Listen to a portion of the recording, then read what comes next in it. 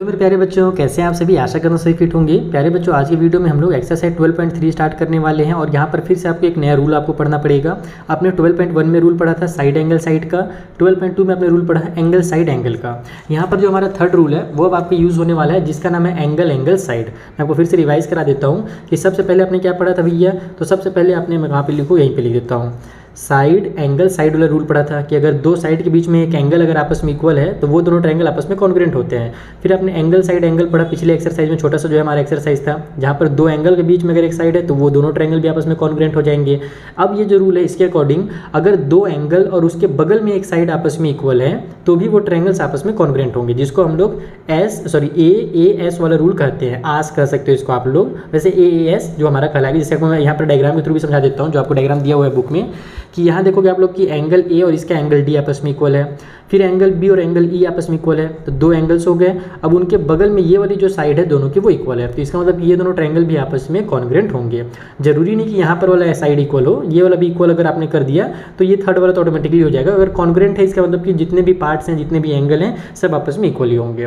तो ये third rule है ना। देखो रूल्स को एकदम दिमाग में प्रॉपर फिट रखना। एस ए और लास्ट में अभी हम लोग पढ़ रहे हैं ए एस वाला, ठीक है। लास्ट नहीं, अभी तो ये बहुत सारे रूल बचे हुए हैं। तो यहाँ पर अपना जो थर्ड रूल है वो ये है। बाकी पिछले वाले रूल्स भी हो सकते हैं इस एक्सरसाइज में यूज़ हो जाए, तो एकदम ध्यान से पिछले वाली चीज़ों को भी रिवीजन कर लिए रहना। चलिए हम लोग क्वेश्चन पढ़ते हैं। फर्स्ट क्वेश्चन में हमको क्या दिया हुआ है। तो पहला क्वेश्चन एकदम बेसिक वाला है। इसमें हमसे बोल रहा है कि in two right triangles one side and an acute angle of one are equal, यानी कि दो हमारे पास राइट ट्रायंगल्स हैं, यानी कि 90 डिग्री बनाने वाले ट्रायंगल्स हैं, जिनका एक साइड और एक एक्यूट एंगल जो है ना वो इक्वल है to the corresponding side and the angle to the other, यानी कि एक का इक्वल है दूसरे वाले के। अब अपने को प्रूव करना है कि ट्रायंगल जो है वो कॉन्ग्रुएंट है। तो पहले तो मैं आपको डायग्राम के थ्रू समझाता हूँ कि क्या कहा जा रहा है, उसके बाद फिर इसको आप लोग कॉन्ग्रुएंट आराम से कर लोगे।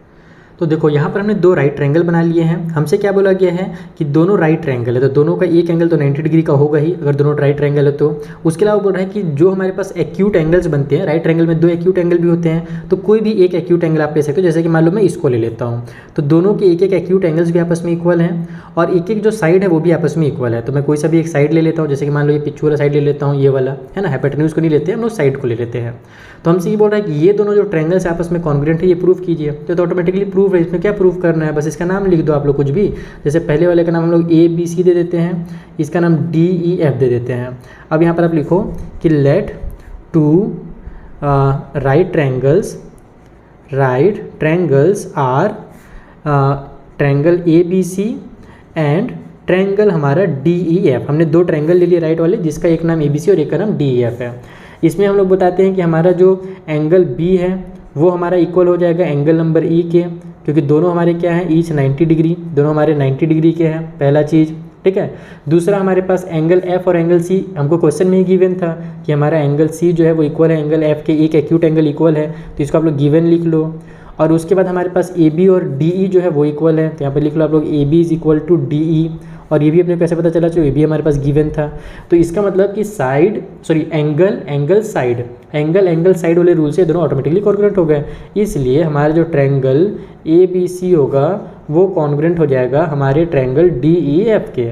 और कौन से रूल से हुआ भैया, तो ए एस वाले रूल से हुआ। तो ये भी आपको जरूर बता देना है। क्वेश्चन नंबर 1 कंप्लीट हो गया। कितना आसान क्वेश्चन था, पहले ही सब कुछ दिया हुआ था। चलिए अगला क्वेश्चन देखते हैं।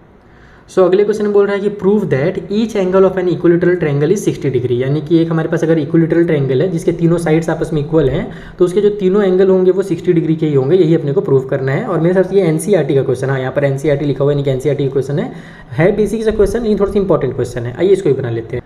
तो देखो यहाँ पर हमने एक ट्रायंगल बना लिया, ए बी सी इसका नाम दे दिया है। और ये जो ए बी सी है हमारा क्या है, इक्विलेटरल ट्रायंगल है। हम लोग क्या जानते हैं, इक्विलेटरल ट्रायंगल के सभी साइड्स आपस में इक्वल होते हैं। तो यहाँ पर हम लिखेंगे कि हमारा जो ए बी है वो इक्वल है ए सी का। दो साइड से स्टार्ट करो, ये वाला साइड और ये साइड आपस में इक्वल है, तो इसके जो अपोजिट के एंगल्स होंगे ये भी क्या होंगे, आपस में इक्वल होंगे।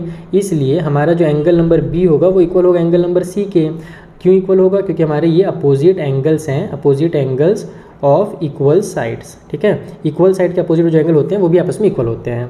अब आप लोग कोई भी इस एंगल को इंक्लूड करने के लिए जैसे ए बी को और बी सी ये वाला साइड को ले लो तो हम लोग यहाँ पर लिखेंगे ऑल्सो, हम लोग यहाँ पर ए बी को और बी सी को भी आपस में इक्वल कह सकते हैं क्योंकि इक्वलिटरल है ना, तो तीनों तो इक्वल होंगे ना, तो ए बी और ए सी इक्वल है तो ए बी और बी सी भी तो इक्वल होगा। तो अब इस बी सी के अपोजिट में कौन सा एंगल बन रहा है भैया, ये वाला एंगल बन रहा है, यानी कि हमारा जो एंगल ए होगा और ए बी के अपोजिट में एंगल सी बन रहा है वो दोनों भी आपस में इक्वल होंगे। और ये भी यहाँ पर भी आप लोग सेम रीजन लिख दो कि अपोजिट एंगल्स हैं ये। तो यहाँ से हमारे पास ये समझ में आ गया। इसको अगर इक्वेशन 1 और इक्वेशन नंबर 2 ले लो तो रेयर में क्या लिख दिया, एंगल ए लिखना था यहाँ पर, सॉरी हाँ, इसके बी सी के जो अपोजिट में हमारा साइड है वो एंगल ए है ना, तो हम लोग यहाँ पर से कौन कौन से लिए, एक ए बी लिए हैं, तो ए बी के अपोजिट में एंगल सी हो गया, चलो वो मैंने उतार लिया, और बी सी के अपोजिट में एंगल ए, हाँ उतार लिया, बिल्कुल सही किया हमने। तो अब यहाँ से हम लोग को ये समझ में आ गया कि हमारा ए बी और सी भी इक्वल है और ए बी और सी भी इक्वल है, इसका मतलब कि ए और बी भी इक्वल होगा और ये तीनों आपस में इक्वल होंगे। तो आप लोग इसको ऐसे लिख सकते हो कि फ्रॉम इक्वेशन 1 एंड 2, ये 1 और 2 इक्वेशन हमको समझ में आ गया कि हमारा एंगल ए इक्वल है एंगल बी के और एंगल बी जो इक्वल है एंगल सी के, यानी तीनों आपस में इक्वल हैं। नाउ अब हम लोग करने वाले हैं इन तीनों का sum, angle A plus angle B plus angle C equal to कितना होगा, 180 डिग्री होगा। क्यों होगा ये 180 डिग्री, क्योंकि हमारी ये एंगल सम प्रॉपर्टी है, किसी भी ट्रायंगल के तीनों एंगल का सम 180 होता है, इसको हम लोग एंगल सम प्रॉपर्टी के नाम से जानते हैं। तो यहाँ पर लिख दो आप लोग angle sum property of triangle, ठीक है, इस तरीके से। तो यहाँ हमारे पास तीनों इक्वल है तो मैं तीनों के बदले में ए लिख सकता हूँ, जैसे एंगल ए को तो ए ही लिख देता हूँ, एंगल बी के बदले में भी ए लिख देता हूँ और एंगल सी के बदले में भी एंगल ए लिख देता हूँ, क्योंकि सब इक्वल हैं। इक्वल के उस साइड में हमारे पास 180 हो गया, तो हमारे यहाँ से 3 एंगल ए जो होगा 180 हो जाएगा। एंगल ए निकालने के लिए अपन 3 को ट्रांसफर कर देंगे तो 180 डिवाइड बाई 3 हो जाएगा, तो यहाँ से हमारा एंगल ए जो है वो 60 डिग्री निकल जाएगा, और एंगल ए 60 है तो एंगल बी भी 60 होगा और एंगल सी भी 60 होगा, क्योंकि तीनों आपस में क्या है, आपस में इक्वल है। तो इस तरीके से आपको इस क्वेश्चन को सॉल्व करना था। वैसे तो हमको पहले से पता है कि किसी भी इक्विलैटरल ट्रायंगल में तीनों एंगल 60 डिग्री के होते हैं, लेकिन आपको अगर प्रूव करना हो तो ऐसे आप प्रूव कर सकते हो। चलो क्वेश्चन नंबर 3 देखते हैं क्या दिया हुआ है। सो थर्ड वाला क्वेश्चन बोल रहा है कि एक हमारे पास एंगल ए बी और सी जो है ट्रायंगल ए बी सी के हैं are equal to each other, ये तीनों एंगल्स आपस में इक्वल है। तो हमको प्रूव करना है कि ए बी सी जो होगा हमारा वो इक्विलैटरल ट्रायंगल होगा। जैसे इक्विलैटरल है तो हमारे एंगल 60 डिग्री के होते हैं ना, वैसे अगर सभी 60 डिग्री के हैं तो वो इक्विलैटरल भी होगा, बस इसी को उल्टा कर दिया है। आइए प्रूव कर लेते हैं। सो यहाँ पर हमने एक ट्रायंगल बना लिया जिसका नाम ए बी सी है। हमसे क्वेश्चन में क्या कहा गया भैया कि एंगल ए इक्वल है एंगल बी के और वो इक्वल है एंगल नंबर सी के, ये अपने को क्वेश्चन में ही गिवन है, ठीक है।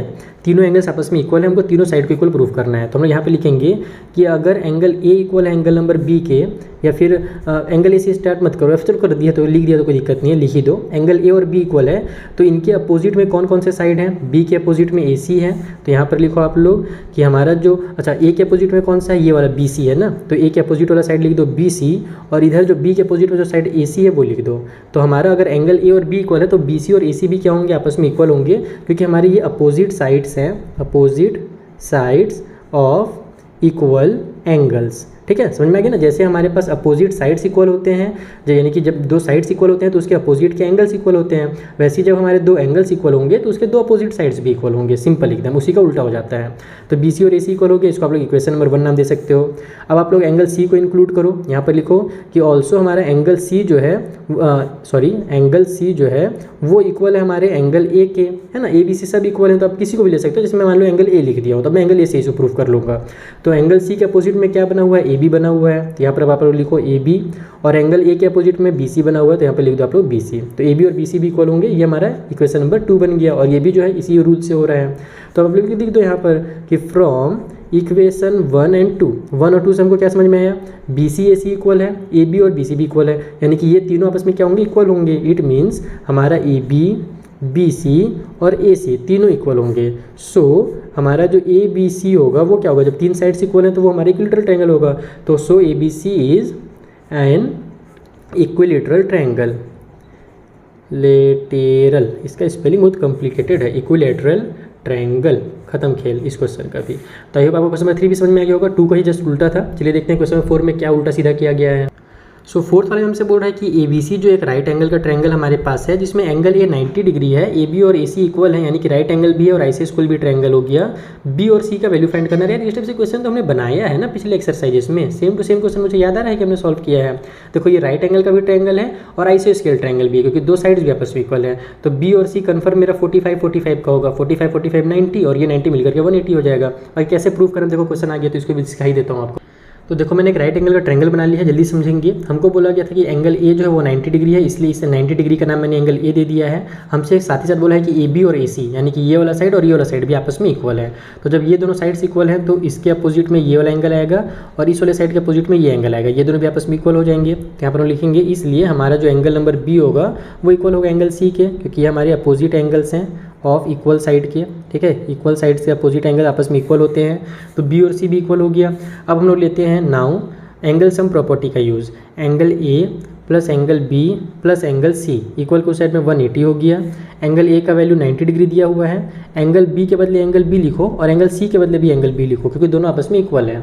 इक्वल को साइड में 180 डिग्री हो जाएगा। और ये क्या है 180 डिग्री भैया, तो एंगल सम प्रॉपर्टी, ये भी लिखना नहीं भूलिएगा एग्जाम में जब बनाइएगा तो, angle sum property of a triangle. ठीक है, तो यहाँ से हमारे पास 90 को उधर भेजेंगे तो हमारा इधर बी और बी मिलकर 2 एंगल बी हो जाएगा, और 90 जब इधर प्लस में है तो इधर जाकर के माइनस हो जाएगा, तो 180 माइनस का 90 लिख लो। तो ये बन गया हमारा 2 angle B equal to 90 degree. हम बी का वैल्यू चाहिए ना, तो बी इक्वल टू हो जाएगा 90 डिवाइड बाई 2, क्योंकि 2 इधर जाएगा तो डिवाइड में आ जाएगा, यहाँ पे चिपका हुआ है यानी कि मल्टीप्लाई में है। तो एंगल बी यहाँ से 45 डिग्री निकल करके आ गया, क्योंकि हम लोग जानते हैं 90 को 2 से डिवाइड देंगे तो 45 आएगा। तो एंगल बी और सी आपस में इक्वल थे, हमने शुरू में ही देख लिया था, तो दोनों जो होंगे वो 45 डिग्री के होंगे, जैसे मैंने आपको शुरू में बता दिया था। तो ये हो गया हमारा क्वेश्चन 4 भी सॉल्व। चलिए अगला क्वेश्चन बनाते हैं। सो देखो जो हमारा 5th क्वेश्चन उसमें बोल रहा है कि if the bisector of exterior vertical angle of a triangle be parallel to the base. ठीक है, अभी डायग्राम बनाऊंगा तब आपको समझ में आएगा कि एक्चुअल में यहाँ पे क्या कह रहा है। So that the triangle is आइसोस्केल। तो आपको ये शो करना है कि जो ट्रायंगल वो आइसोस्केल है। ये मैं आपको डायग्राम बनाता हूँ एक आइसोस्केल ट्रायंगल का, फिर ये चीज़ें क्या कही गई हैं आपको वहाँ से समझ में आएगा। तो देखो यहाँ पर हमने एक ट्रायंगल बना लिया है, हमसे बेस के पैरेलल बोला है ना, तो हम लोग क्या करेंगे ऊपर में एक्सटीरियर एंगल बनाएंगे। जैसे ये जो मेरा साइड है इसको अगर मैं थोड़ा सा आगे बढ़ा देता हूँ तो हमसे ये बोला है कि जो यहाँ पर एक्सटीरियर एंगल हमारा बन रहा है, ठीक है, इसका जो बाइसेक्टर है, तो इसका बाइसेक्टर कैसे बनेगा, बीचों बीच से बनेगा, इस तरीके से इसको कट करेगा। तो ये जो बाइसेक्टर है ना ये पैरेलल है बेस के।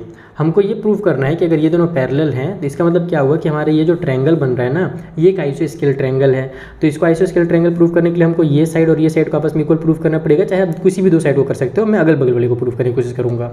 तो हम लोग कैसे इसको इक्वल प्रूव कर सकते हैं ये समझो। पहले तो हम लिखेंगे कि लेट हमारा A B C is a triangle. अभी इसको फिलहाल हम लोग एक ट्रायंगल लेंगे, यहाँ पर इसका नाम ए रख दो, ये हमारा बी हो गया और ये हमारा सी हो गया। ठीक है, हमारा जो इधर साइड जा रहा है यहाँ पर ये जो पॉइंट इधर लाइन गया है ना इसका नाम कुछ दे दो, ए डी दे देते हैं, है ना। और ये जो हमारा ए डी होगा, ए डी इज़ बाइसेक्टर। ये क्या है, बाइसेक्टर है ऑफ कौन से एंगल का, इस बड़े वाले एंगल का। तो इसका भी कुछ नाम देना पड़ेगा, जैसे सी ए और इधर ना जा रहा है ना तो इधर डी दे दिया तो मैं इसका नाम ई रख देता हूँ। तो bisector of exterior angle, exterior angle कौन सा एक्सटीरियर एंगल, तो सी ए ई का। ठीक है, समझ में आ गया ना। ये जो सी डी है, ये सॉरी ए डी जो है वो सी ए ई का बाइसेक्टर, यानी कि ये जो बड़ा सा एंगल है इसको बराबर बराबर दो पार्ट में डिवाइड कर रहा है। अगर मुझे ये दोनों साइड को इक्वल प्रूफ करना है तो मैं क्या करूँगा, इन दोनों एंगल्स को इक्वल प्रूफ करूँगा। अगर ये दोनों एंगल इक्वल हो गए तो इसके अपोजिट के साइड्स ऑटोमेटिकली इक्वल हो जाएंगे, फिर ये ऐसे स्क्वायर ट्रायंगल बन जाएगा। तो मैं इनका नाम देता हूँ शॉर्टकट में। देखो बड़ा बड़ा नाम लिखूंगा, सी A D, A E D, इतना नाम लिखूंगा तो बहुत टाइम वेस्ट होगा। फटाफट नाम दे दो, इसका नाम आप 1 दे दो, इसका नाम 2 दे दो, इसका नाम 3 दे दो, इसका नाम 4 दे दो। तो सबसे पहले तो हमारा ये जो 1 और 2 है ये आपस में इक्वल हो जाएगा, क्योंकि ए डी बाइसेक्टर है, यहाँ पर आप लिखोगे, इसलिए हमारा एंगल 1 और एंगल 2 क्या होगा, इक्वल हो जाएगा। और क्यों इक्वल हो रहा है, क्योंकि हमने पहले लिख दिया है यहाँ पर रीज़न कि जो ए डी है वो बाइसेक्टर है। ठीक है, तो 1 और 2 आपस में इक्वल हो गया। हम लोग को क्या बोला था, ए डी और बी सी आपस में पैरेलल है, तो यहाँ पर आप लिख लो A D is parallel to B C, और ये अपने को क्वेश्चन में गिवन है ना, ये कहाँ से है, तो क्वेश्चन में गिवन था। तो इसका मतलब क्या हुआ कि हम लोग क्या जानते हैं, जब दो हमारे पास पैरेलल लाइंस होते हैं, कोई भी ट्रांसवर्सल उनको अगर कट करता है, ओके, तो यहाँ पर जो एंगल बनता है और यहाँ पर जो एंगल बनता है इसको हम लोग बोलते हैं करस्पॉन्डिंग एंगल्स। इसके बारे में मैंने आपको पिछले चैप्टर्स में सिखाया है। तो यहाँ पर हमारा कौन सा एंगल बन रहा है, एंगल 1 बन रहा है, और यहाँ पर एंगल 3 बन रहा है। देखो ना, ये और ये पैरेलल थे, इस तरीके से ट्रांसवर्सल ने कट किया तो ये भी ऊपर में बन रहा है और ये भी ऊपर में बन रहा है। तो यहाँ पर आप लिखोगे कि हमारा एंगल 1 इक्वल है हमारे एंगल नंबर 3 के। और क्यों इक्वल है, क्योंकि आपस में करस्पॉन्डिंग एंगल्स हैं, करस्पॉन्डिंग एंगल्स। अगर आप चाहो तो यहाँ पर ये भी बता सकते हो कि हमारा ट्रांसवर्सल का काम कौन सा कर रहा है, तो ए बी जो है वो ट्रांसवर्सल काम कर रहा है। तो आप लिख दो कि ए डी और बी सी पैरेलल है and A B is transversal. ऐसे लिख दोगे तो टीचर बहुत खुश हो जाएंगे आपके, कह रहे बच्चा तो पूरा चीज़ लिख रहा है एकदम डिटेल में। ओके, तो 1 और 3 आपस में इक्वल हो गए, करस्पॉन्डिंग एंगल्स थे इसलिए। साथ ही साथ हमारा ये जो 2 और 4 है ये भी तो आपस में इक्वल है ना, क्योंकि हमारे पास 2 कहाँ पर बन रहा है, यहाँ नीचे में बन रहा है, और 4 हमारे पास इधर बन रहा है, ठीक है ना। ऐसा इसको मतलब डायग्राम को अगर मैं दूसरा बना दूँ, इसमें से आपको समझ भी नहीं आएगा। जैसे ये मेरा AD था और ये मेरा BC था, इस तरीके से अगर मेरा लाइन आया है ये वाला AC वाला, तो यहाँ पर मेरा 2 बन रहा है और यहाँ पर मेरा 4 बन रहा है, तो 2 और 4 क्या होंगे, आपस में इक्वल होंगे। तो आप लोग लिख दो कि हमारे पास अगर हम लोग AC को ट्रांसवर्सल लेते हैं, AC इज ट्रांसवर्सल, अगर AC को हम लोग ट्रांसवर्सल का रूप में काम करवाते हैं तो हमारा जो एंगल नंबर 2 होगा वो इक्वल होगा एंगल नंबर 4 के। क्यों इक्वल हो रहा है, क्योंकि इसको हम लोग अल्टरनेट इंटीरियर एंगल्स बोलते हैं, तो अल्टरनेट इंटीरियर एंगल्स। ओके, इतना समझ में आ गया। तो अब हमारा देखो 1 और 2 तो पहले से इक्वल था, है ना, और 3 और 4 हमने 1 और 2 के बराबर कर दिया। तो इसका मतलब आप लोग इसको ऐसे दे सकते हो नाम, इक्वेशन 1, इस वाले को इक्वेशन 2 और इसको इक्वेशन नंबर 3।